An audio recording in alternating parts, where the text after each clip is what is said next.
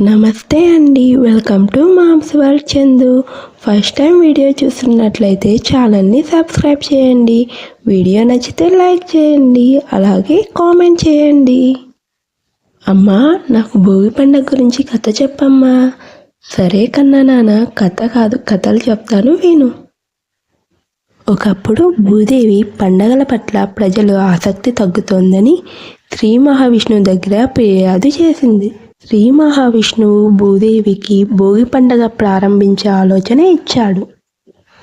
భూదేవి ప్రతి ఇంటి ముందు భోగి మంటలు వెలిగించి పాత పాపాలని దహనం చేసి కొత్త ఆశయాలతో జీవితం ప్రారంభించమని చెప్పింది. భోగి పండుగ అంటే మొదట గుర్తొచ్చేది భోగి మంటలు, తర్వాత చిన్నపిల్లలకు పోసే భోగి పండ్లు. భోగి పండగ తెలుగు ప్రజల జీవన శైలిలో ఒక ముఖ్యమైన పండగ. సంక్రాంతి పండగకు ముందు రోజున జరుపుకునే పండగ. ఈ పండగతో ప్రకృతి, కుటుంబం, వ్యవసాయం స్పష్టమవుతాయి. భోగి రోజున పాతదాన్ని వదిలి కొత్తదాన్ని స్వీకరించడం అనేది సంప్రదాయం. గోదావరి నది దగ్గర ఉన్న ఒక చిన్న గ్రామంలో నివసించేవాడే రామలింగయ్య. రామలింగయ్య గొప్ప రైతు. తన శ్రమతో పొలాన్ని పండించి సమృద్ధిగా ఆహారాన్ని తయారు చేస్తాడు. ఒక సంవత్సరం కాలం వరుసగా కరువు వచ్చింది. రైతులు ఇబ్బందులు పడుతుండగా రామలింగయ్య మాత్రం సంతోషంగా కనిపించాడు. అతని పొలాలు పచ్చగా ఉన్నాయి. కారణం ఏమిటంటే అతను తన పొలాలని ఎప్పుడూ భోగి పండగ నాటికి సిద్ధం చేసుకుంటాడు. పాత పరికరాలని దహనం చేసి కొత్త వాటితో వ్యవసాయం చేస్తాడు. ఆ గ్రామంలో ఉన్నతుడైన రామలింగయ్యకు ఆచారాలు, సంప్రదాయాలు చాలా ఎక్కువ. భోగి రోజు తెల్లవారుజాగానే కుటుంబం భోగి మంటలు వేసుకొని పాత వస్తువులు అందులోకి వేస్తారు. ఈ భోగి పండుగ వ్యక్తిగతమైన ఆనందాన్ని మాత్రమే కాకుండా సమాజానికి కృషి చేసేది కూడా అని తెలుపుతుంది. పూర్వం ఒక గ్రామంలో వసుధ అనే భక్తురాలు ఉండేది. ఈమె ధనిక కుటుంబంలోనే ఆమె. కానీ ఆస్తిపాస్తులు అవసరం లేకుండా దేవునికి ఇచ్చేసింది. ఉన్నదానిలో సరిపెట్టుకొని జీవించేది. ఒకసారి ఆమె ఊరంతా కరువు వచ్చింది. భోగి పండగ సమయం వచ్చినప్పుడు గ్రామస్తులందరూ భయపడ్డారు. వసుధ మాత్రం భోగి మంటలు వేస్తూ భగవంతుని ప్రార్థించింది. భగవంతుడా, నీ కరుణతో మా గ్రామానికి మంచి రోజులు రావాలి. ఈ మంటలతో పాటు మా పాపాలు కూడా దహనం చేయని ప్రార్థించింది. ఆమె భక్తి వల్ల మంత్రాలతో మంటలు ఎగిసి వర్షం పడింది. అన్ని పంటలు బాగా పండాయి.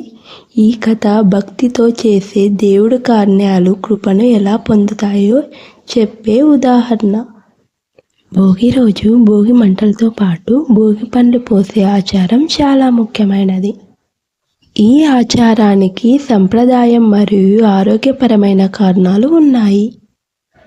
భోగి పండ్లు అంటే ఏంటి అంటే, భోగి పండ్లు అంటే చిన్న రేణి పండ్లు, చెరుకు ముక్కలు, నాణాలు, రకరకాల పూలు మొదలైన పదార్థాలని కలిపి చిన్న పిల్లల తల మీద పోస్తారు. వీటన్నిటిని కలిపి భోగి పండ్లు అంటారు. భోగి పండ్లు పోయడం వెనుక కారణాలు: దుష్ట శక్తుల్ని దూరం చేయడం, చిన్నపిల్లలపై ఉన్న చెడు దృష్టిని తొలగించడానికి భోగి పండ్లు పోస్తారు. దీనికి అనుకూలంగా చిన్ని రేణి పండ్లు, పూలు, చెరుకు ముక్కలు, నాణాలు వంటి అనుకూలంగా పవిత్రమైన వస్తువులుగా ఉపయోగిస్తారు.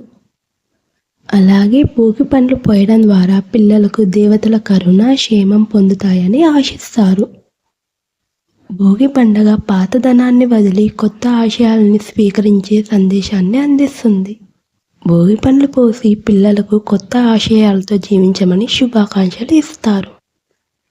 కుటుంబంలో చిన్నపిల్లల్ని అందంగా అలంకరించి భోగి పండ్లు పోసే కార్యక్రమం చేస్తారు. మరుసటి రోజు సంక్రాంతితో రంగువల్లలు ఇంటి ముందర వేసి దేవతలు ఆహ్వానించినట్లు పలుకుతారు. తర్వాత కనుమ.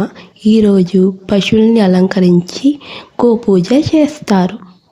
ఈ పండగ మనకు త్యాగం, ధర్మం మరియు విలువలను ప్రతిబింబిస్తాయి. ఈ పండగ మన జీవితంలో పాత అలవాట్లను వదులుకొని, పాపాలను వదులుకొని కొత్త ఆశయాలతో జీవితం కొనసాగించమని చెప్తుంది. కథ ఎలా ఉంది కన్నా నాన్న? పండగ కథలు బాగున్నాయమ్మా.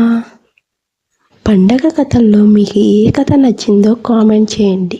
మీకు ఈ వీడియో నచ్చితే ఒక లైక్ చేయండి. అందరికీ సంక్రాంతి శుభాకాంక్షలు. Please support me.